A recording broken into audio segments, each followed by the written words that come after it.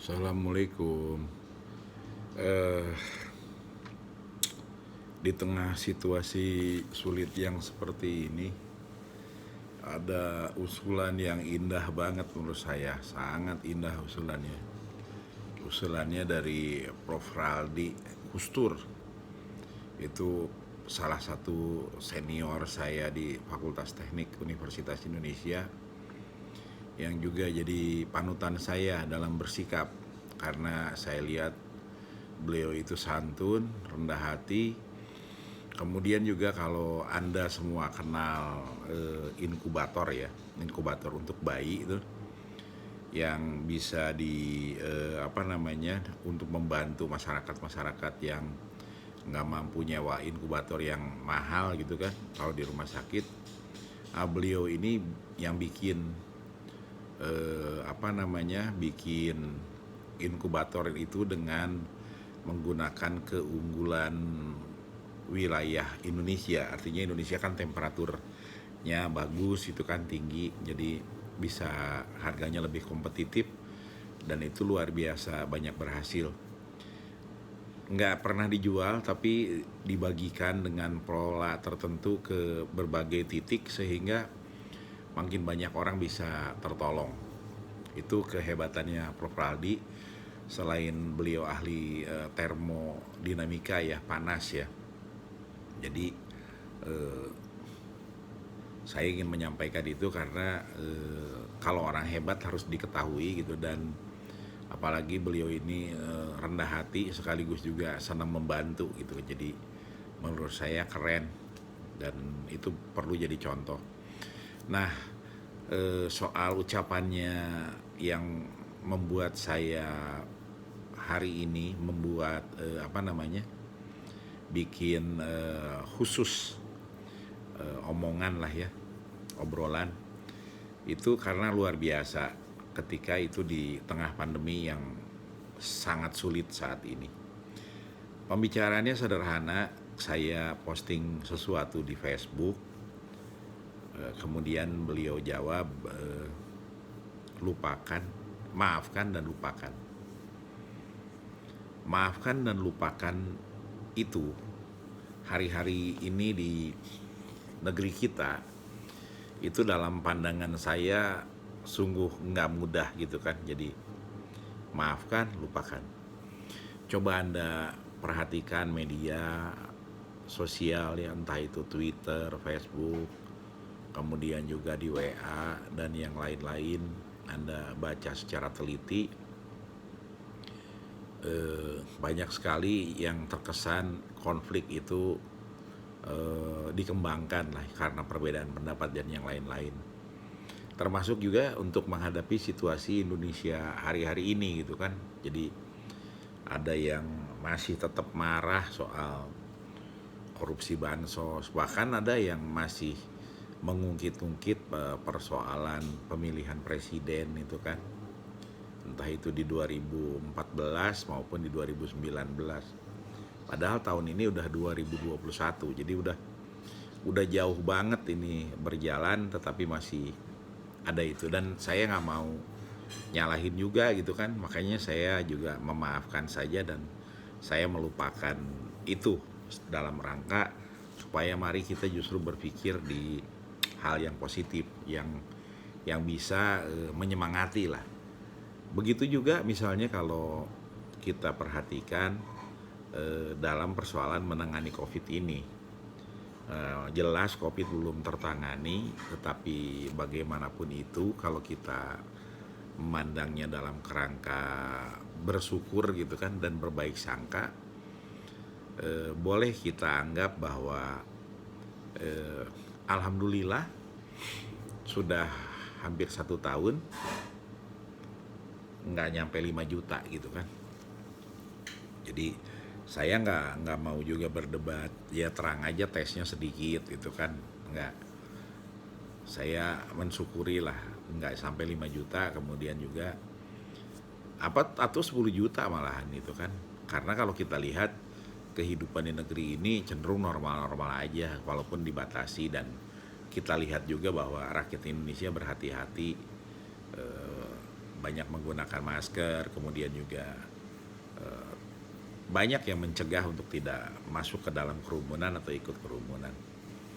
Di luar itu yang sebaliknya ya pasti ada lah, namanya juga masyarakat gitu kan. Eh, Apalagi ketika menghadapi COVID ini kita mesti jujur, pemerintah pun banyak beda pendapat di antara sesamanya gitu kan. Jadi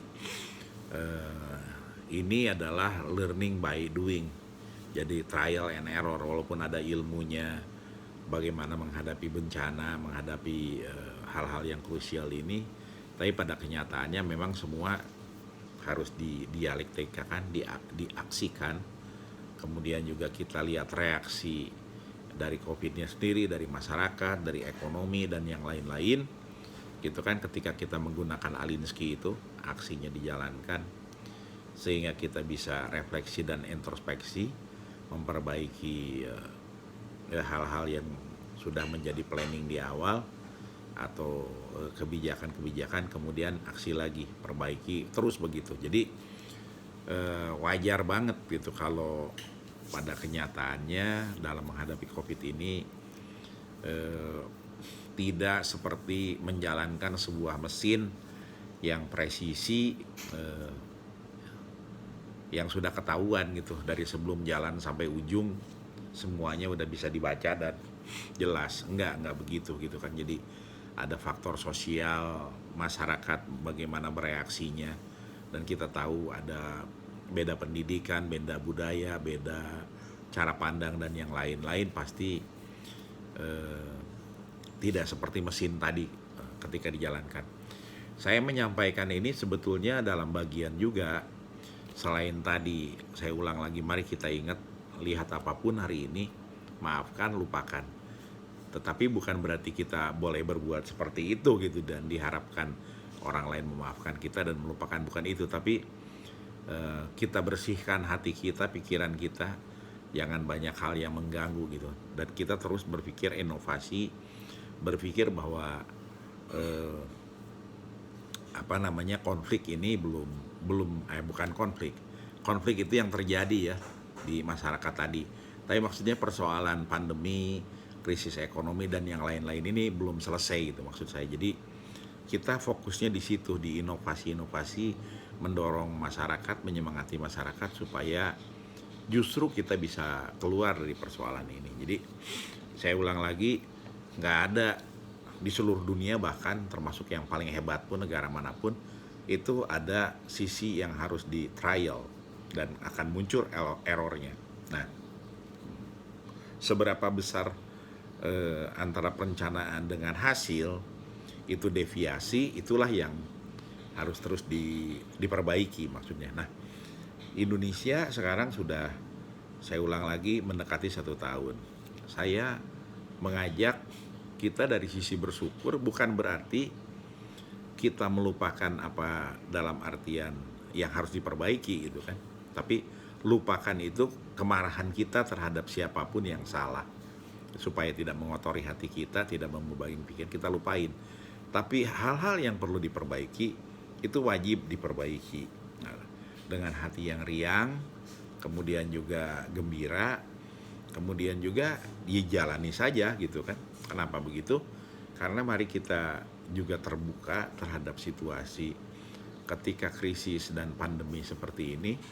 Sesungguhnya kita harus yakin, kemudian juga semangat, kemudian juga bergandengan tangan, menciptakan motivasi dan inovasi. Kita akan sampai di penghujung krisis ini bersama keluarga, para sahabat, selamat. Itu harus kita yakini dan kita berusaha.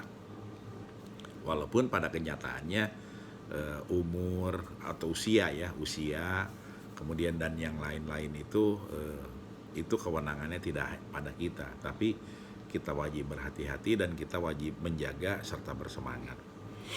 Nah, tentu juga dengan doa supaya kita selamat sampai di ujung pandemi dan meneruskan kehidupan ini. Nah, itu pun yang harus ditumbuhkan di dalam negeri ini gitu kan. Jadi kembali lagi, bersyukur itu di dalam kerangka tadi, tetapi tentu jelas harus memperbaiki. Dan kalau kita lihat persoalan-persoalan di negeri ini itu makin hari wajar juga makin banyak gitu kan, termasuk soal pandemi ini gitu kan. Di satu sisi presiden bersyukur ketika bicara di depan wali gereja gitu kan, tetapi di sisi yang lain juga presiden juga prihatin ketika mencapai angka 1 juta gitu kan. Nah, kalau kita memandangnya sebagai awam, bingung antara bersyukur dan prihatin ini kok bersamaan gitu kan. Ketika medianya disampaikan itu bingung. Tetapi marilah kita lihat bersyukurnya itu dalam konteks apa, kemudian juga prihatinnya itu dalam konteks apa, keberhasilannya itu dalam konteks apa sehingga disyukuri, prihatinnya ada yang gagal yang belum itu dalam konteks apa sehingga ini perlu diperbaiki. Nah, antara bersyukur ada yang berhasil, kemudian juga prihatin ada yang harus diperbaiki, ini harus balance, seimbang melihatnya. Saya bicara seperti ini tentu nggak pas lah kalau kondisinya normal, kondisinya biasa-biasa aja. Tapi dalam kondisi hari-hari ini, mohon izin ini kepada semua saudara-saudaraku yang tercinta di seluruh tanah air, pandemi ini sudah cukup menakutkan. Pandemi ini bagi orang yang mengobatinya saja, Anda bayangin ketika Anda misalnya di rumah sakit, Anda bagian dari tim medik, kemudian karena di rumah sakit itu katakanlah melayani sampai 50.000 orang dalam pandemi ini, katakanlah begitu gitu kan, atau 10.000 orang lah. Tetapi kalau dihitung 2% dari 10.000 itu, atau 3% itu 300 orang. Jadi kalau Anda dari 10.000 aja Anda nanganin tadi itu gitu kan, 10.000 Anda ada yang meninggal, katakanlah 300 orang. 300 orang itu pasti akan sangat berbekas kepada batin Anda, pikiran Anda, dan pengalaman hidup pasti itu sangat berbekas.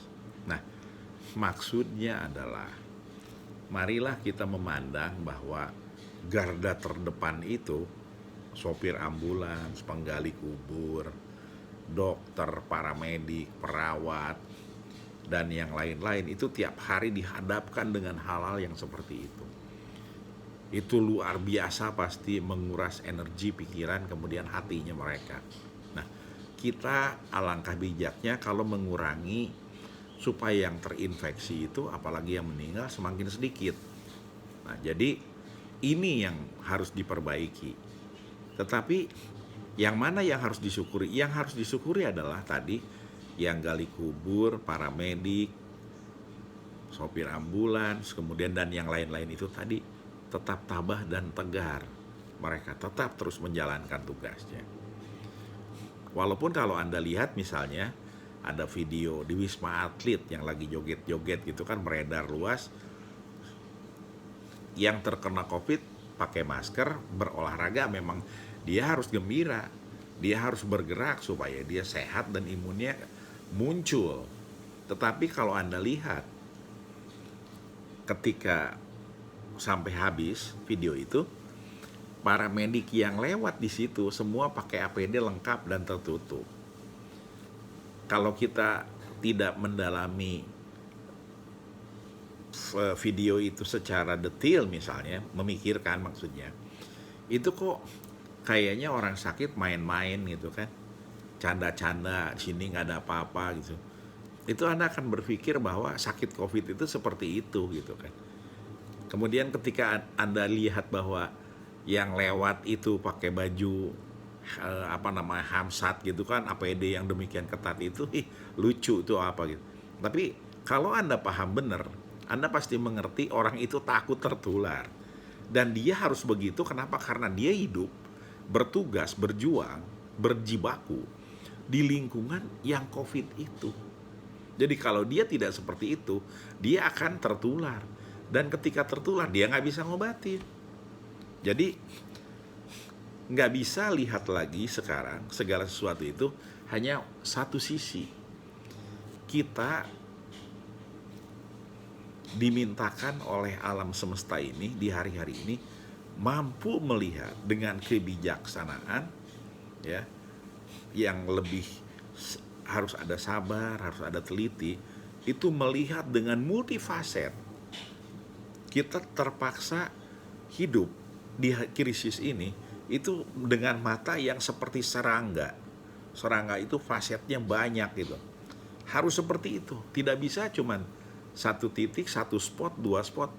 Kita harus mampu melihat segala sesuatu itu bukan hanya dengan mata kita, tetapi juga dengan pikiran kita, dengan perasaan kita, dengan nurani kita, dengan persepsi kita, dan yang lain-lain, termasuk juga dengan empati. Jadi sesungguhnya COVID ini kalau kita mau lihat lebih jauh, lebih dalam, itu memperbaiki kemanusiaan kita, memperbaiki nilai-nilai kemanusiaan kita. Anda bayangkan di tengah COVID tiba-tiba Kalimantan Selatan bisa banjir sampai sekian puluh hari. Bagaimana mereka mengungsi di tengah pandemi yang luar biasa ini. Begitu juga banjir itu bukan hanya di situ, di berbagai kota longsor. Kemudian juga gempa bumi. Apakah kita masih ada bersyukur? Saya kira tetap sisinya ada dua tadi. Di satu sisi prihatin bagaimana harus bisa kerjasama memperbaiki ini semua, termasuk juga di Kalimantan Selatan misalnya, atau di daerah-daerah tertentu yang banjir atau longsor harus diperbaiki. Tetapi apa yang perlu disyukuri? Yang perlu disyukuri adalah pemerintah masih bisa bergerak memfasilitasi. Kemudian yang lebih luar biasa lagi itu adalah umat manusia di Indonesia ini berjibaku tolong menolong dan melakukan berbagai kebaikan. Misalnya salah satu contohnya panutan saya yang lain, juga sahabat saya, Bang Andi Sahrandi di Posko Jenggala. Itu walaupun usianya sudah di atas 70 tahun, mungkin sudah 77 sekarang, tapi betapa luar biasanya beliau itu patut kita contoh. Selain terus kritis, Bang Andi ini tetap membantu ke daerah bencana, membantu bencana, menolong ke sana kemari, tidak kenal lelah. Padahal beliau punya resiko juga sakit, beliau juga tidak sehat 100%, tetapi beliau mempertaruhkan itu semua untuk kemanusiaan. Jadi yang perlu disyukuri adalah nilai-nilai kemanusiaan di negeri ini itu tetap terjaga, dan mari kita kembangkan terus, sehingga justru inilah yang membangun negeri ini. Semangat ini yang membangun negeri. Nah, menurut saya ini sungguh penting dan ini sungguh luar biasa, gitu kan. Tetapi kembali kita tetap harus hati-hati. Kenapa? Karena ada hal-hal yang terus menjadi perdebatan, dan itu benar juga harus diperdebatkan. Misalnya, saya sudah menyampaikan kepada Anda semua tadi, maafkan, lupakan, sesuai sarannya Prof. Raldi, gitu kan. Dan mari kita lihat juga semangatnya Bang Andi Sahrandi masuk ke lokasi itu.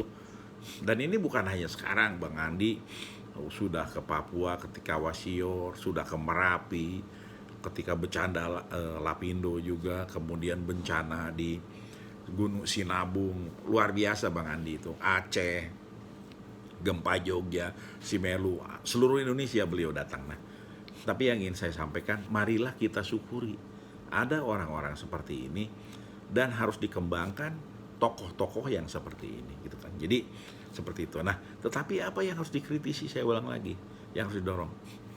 Di tengah bencana begini masih ada yang main bansos, dan itu makin keungkap banyak, gitu kan. Tolonglah hentikan yang seperti ini harus dikritik terus, karena yang beginilah yang menutup kepercayaan dan empatinya orang. Di sisi yang lain lagi juga kita dengar ada lagi menteri yang dapat gratifikasi, gitu kan. Di tengah begini rame juga BPJS, walaupun sebelumnya Jiwasraya gitu kan, rame juga PTDI. Nah, tetapi apa yang disyukuri? Yang disyukuri Presiden Republik Indonesia itu buka itu, usut itu. Kemudian Kapolri yang baru yang perlu disyukuri akan tegak lurus. Hukum itu nggak hanya tajam ke bawah, tetapi juga harus adil, sehingga kalau yang di atas itu salah ya harus ditindak juga, supaya negeri ini utuh, terjaga, saling percaya, kemudian juga sama-sama menjaga negeri ini. Jadi kita di tengah pandemi seperti ini itu tidak ada yang pasti, dan yang paling penting dan paling pasti itu harus fokus bagaimana menyelesaikan pandemi itu dengan inovasi, dengan teknologi, dengan merubah perilaku, merubah budaya, menyesuaikan diri, sehingga ketemu cara-cara baru. Nah, hari-hari ini tentu orang makin banyak yang menyadari bahwa siapapun bisa terkena dan siapapun bisa dipanggil oleh Yang Maha Kuasa. Alangkah baiknya komunikasi, kemudian juga silaturahim itu lebih dikembangkan kepada saling memaafkan, saling menjaga, kemudian saling mengikhlaskan di dalam kerangka supaya tumbuh energi positif dan tumbuh semangat bersama, tolong menolong, inovasi, gotong royong, sehingga krisis ini akan lebih mudah diselesaikan, gitu kan? Itu penting banget. Nah, tetapi marilah kita juga tetap saling memahami bahwa di dalam dunia kehidupan sehari-hari ini tidak semuanya akan selalu seperti itu, karena ada politik, ada pertarungan kekuasaan, ada pertarungan bisnis, gitu kan, dan banyak hal-hal yang lain yang itu memang harus seperti itu. Nah, oleh karena itu pertarungan-pertarungan ini alangkah baiknya didorong ke ranah yang sehat. Jadi untuk yang akan bertarung misalnya di 2024, dari sekarang tunjukkanlah kepemimpinannya dalam menyelesaikan COVID. Tunjukkanlah keikhlasannya dan kepemimpinannya dalam membantu korban perampasan tanah. Tunjukkanlah kepemimpinan dan keikhlasan juga bantuannya dalam menyelesaikan krisis ekonomi ini. Banyak sekali sekarang yang terdampak, yang istilahnya adalah kenapa tadi harus maafkan dan lupakan. Kalau kita marah terus, mungkin kemarahan itu akan membakar semuanya, termasuk membakar akal sehat kita semua. Walaupun tetap marah, karena tanpa kemarahan, tanpa serius, tanpa diskusi yang dalam, itu yang bahaya adalah semua hal dianggap jadi mudah. Itu tidak boleh juga. Tetap harus ada hal-hal yang serius, itu harus dilakukan, ditempatkan pada hal yang serius. Oleh karenanya itu adalah media yang seperti ini, marilah kita juga jadikan sebagai media saling menginspirasi, saling menasehati, kemudian juga saling berbagi informasi. Karena semakin banyak informasi yang diungkapkan secara baik, maka kita bisa tukar informasi, akan semakin sehat cara pandang kita, dan akan makin jelas kita melihat ke depan seperti apa ini semua. Nah, jadi di tengah situasi yang seperti ini, jangan diam, tetapi jangan bikin kisruh. Nah, permainan di tengah inilah sesungguhnya yang asik. Nah, yang di tengah ini ketika kita saling mengisi, saling menginspirasi, semoga akan ada jalannya. Sebagai misalnya nih pertanyaan yang sederhana. Kepada teman-teman, saya itu punya anak bungsu. Anak bungsu saya itu hobinya menggambar. Kalau menurut saya, bapaknya, gambarnya itu bagus dan saya senang banget lihatnya. Kemudian juga saya bangga karena dia mengerjakannya dengan teliti dan itu menjadi hobinya dia, gambar terus. Nah, karena dia mulai akan lulus sekolah dasar, udah mulai akan jadi remaja, maka dia butuh eksistensi, berkawan, berteman. Nah, lalu dia pasanglah gambar-gambarnya dia. Gambar-gambarnya dia sudah ribuan, banyak sekali. Itu bisa dilihat juga di Facebook saya, di Twitter saya, kadang-kadang ada gambarnya dia. Nah, kemarin hari Minggu dia bilang, "Pak, gambar aku diakui oleh orang lain dan dipasang di media sosialnya orang tersebut di negara tertentu." Terus kemudian saya tanya, "Nak, kenapa Anda bisa mengklaim itu gambar kamu?" Oh, dia bilang ada tandanya ini, dan aku punya proses atau bukti ketika dia menggambar kemudian sebelum dia posting. Nah, tapi karena ini namanya juga anak yang menjelang remaja gitu kan, dia tidak menulis namanya dia, terus kemudian juga tidak ada copyrightnya dan yang lain-lain. Singkat cerita, kejadian ini banyak sekali. Lalu saya tanya kepadanya, "Terus gimana, Nak, kejadian seperti ini?" "Ya aku seneng," katanya, "gambarku ada yang suka." Lalu saya bilang, "Nak, kenapa gambarnya itu nggak dicari web yang kalau kamu nanti taruh gambar itu, Nak,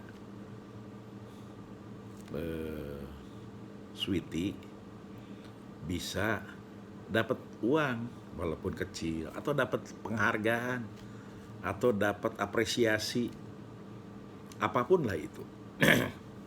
Karena mumpung sekarang sedang belajar, maka berkarya seperti itu penting. Kakaknya bilang, "Tuh kan, dari dulu udah dibilangin, harusnya itu dibikin sendiri, begini. Lalu anak ini bilang, "Aku belum 13 tahun," kata dia. Singkat cerita, kakaknya marah karena lihat adiknya diperlakukan seperti itu. Kemudian adiknya itu melihat, ya sudahlah. Lalu saya bilang, ya sudah, kalau orang lain memanfaatkan itu, maafkan, lupakan saja itu semua. Kemudian sekarang bagaimana caranya supaya bisa menaruh gambarnya di web yang ada copyrightnya dan itu bisa bermanfaat lah buat dia sendiri. Karena kalau dia naruh di situ, kemudian juga ada rezekinya dia, mungkin nanti buat beli alat gambarnya. Kalau lebih besar lagi, mungkin dia nanti pengen sekolah ke luar negeri, kemana gitu kan, untuk mengembangkan bakatnya, walaupun tentu tanggung jawab orang tuanya. Tetapi untuk kepercayaan dirinya dia kan bagus sekali gitu kan. Jadi kalau ada itu, nah kami belum menemukan jawabannya, bagaimana caranya, di mana, seperti apa gitu kan, syarat-syaratnya dan yang lain-lain.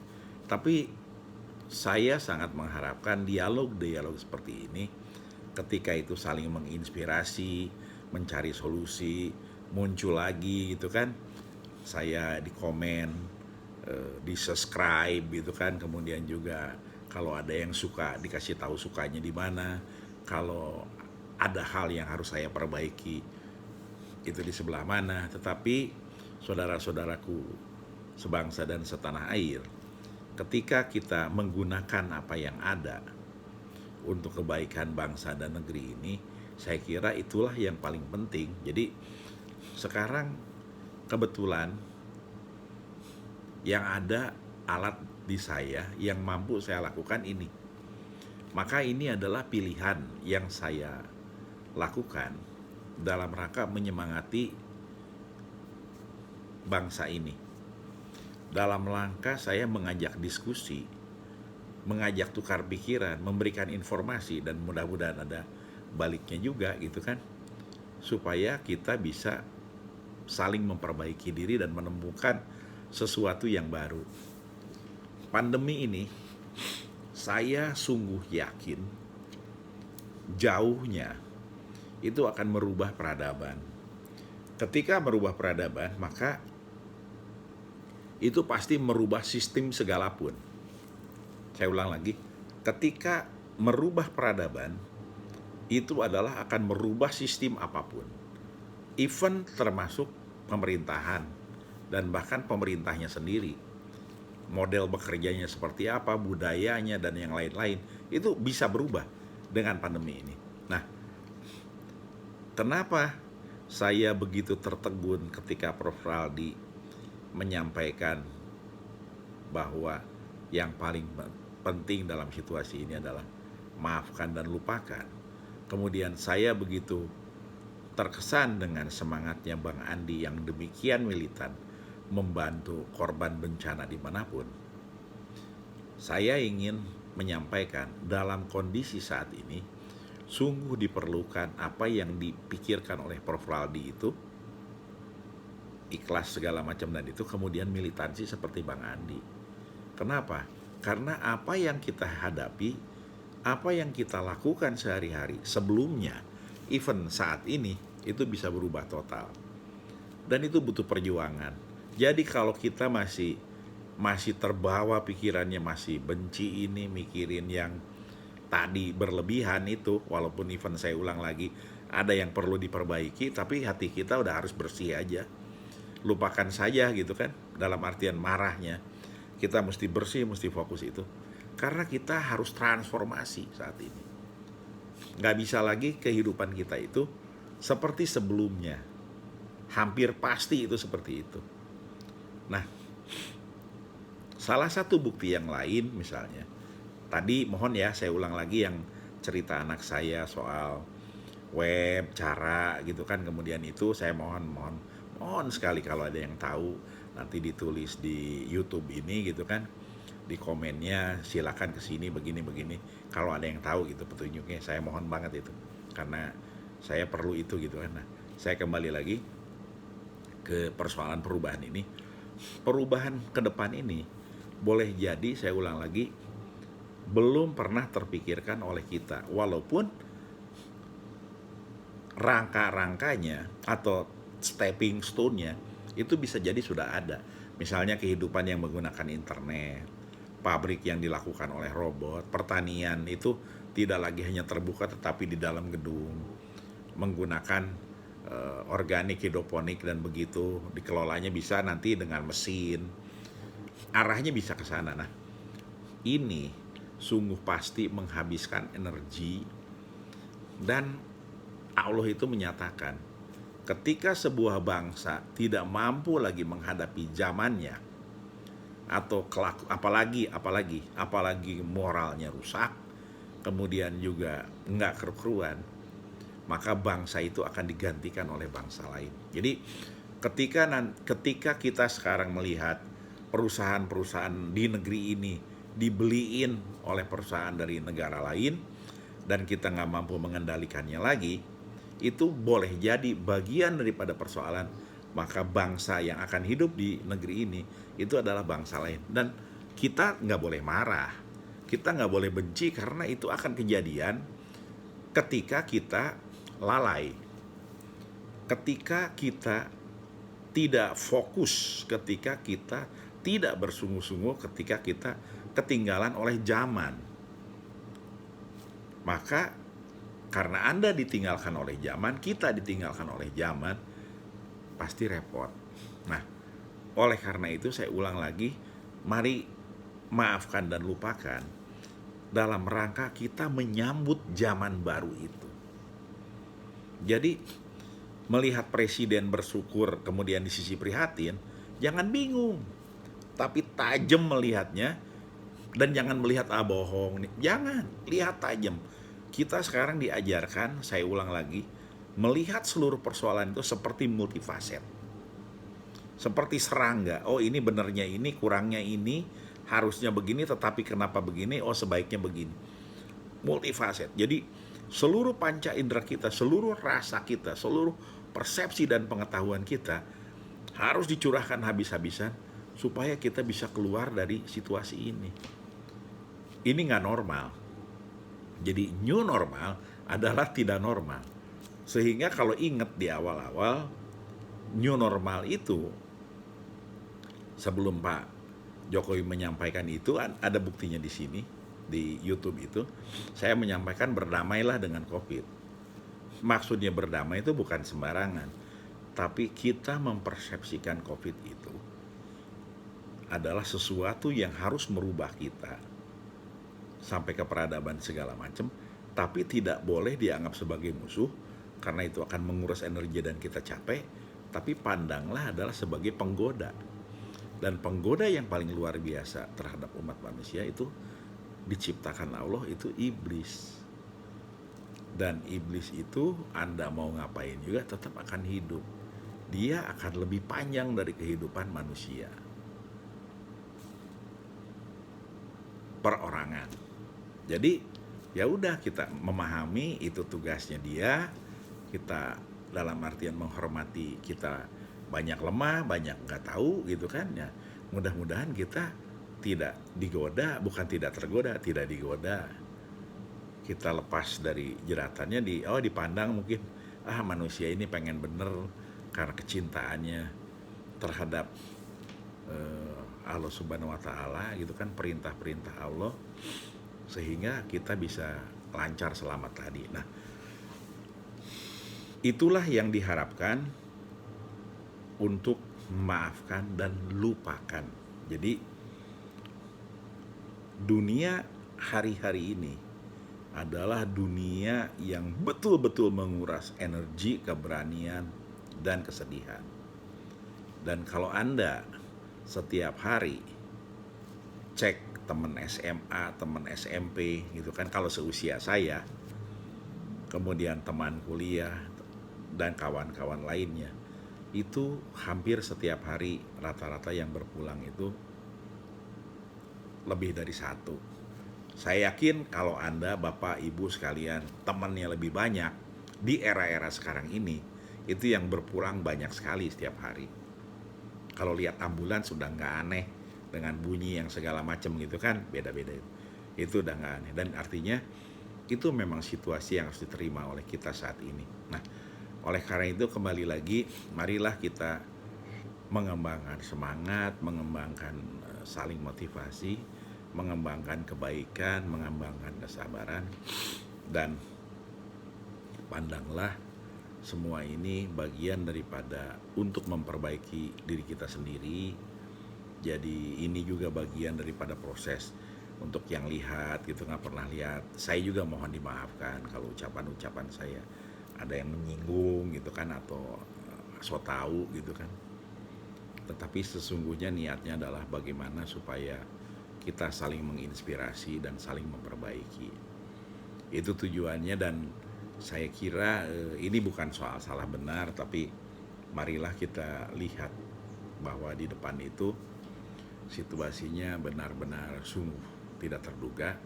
Maka saya sungguh meyakini bahwa bangsa ini tidak boleh terpecah-pecah, harus fokus, harus bersatu tadi. Karena ketika itu terpecah, tidak kompak, tidak percaya terhadap pemerintah, bahkan tidak percaya kepada dirinya sendiri gitu kan. Karena kalau Anda juga bergaul dengan korban perampasan tanah gitu, karena mereka disiksa habis-habisan bertahun-tahun gitu kan, misalnya dia pergi ke aparat, harusnya aparat melakukan yang sebenarnya, ternyata uangnya habis, disuruh ke sana kemari dan lain sebagainya, tapi hasilnya nol. Malah pulang ke rumah dimarahin sama keluarganya, ke temen diketawain, lu kayak gini aja nggak bisa gitu kan, gini-gini. Pergi ke aparat hukum, puter sidang sono kemari nggak selesai dan lain-lain. Jadi menyedihkan. Nah, saya berharap itu tidak terjadi gitu kan dalam kehidupan kita yang sekarang sehari-hari. Jadi demikian ininya. Saya ulang lagi, saya resumekan lagi, karena kita menghadapi situasi di depan yang belum terprediksi dan ini pasti baru butuh energi, maka teman-teman maafkanlah apapun gitu kan, kemudian lupakan, tapi bukan berarti tidak mendorong perbaikan dan kebaikan. Nah, kita lakukan perbaikan, cuman kurangi beban pikiran Anda supaya Anda nggak stres, Anda sehat, kita semua sehat, dan kita melangkah terus menuju ujung krisis ini sehingga bisa keluar dari ini semua. Demikian, terima kasih. Assalamualaikum.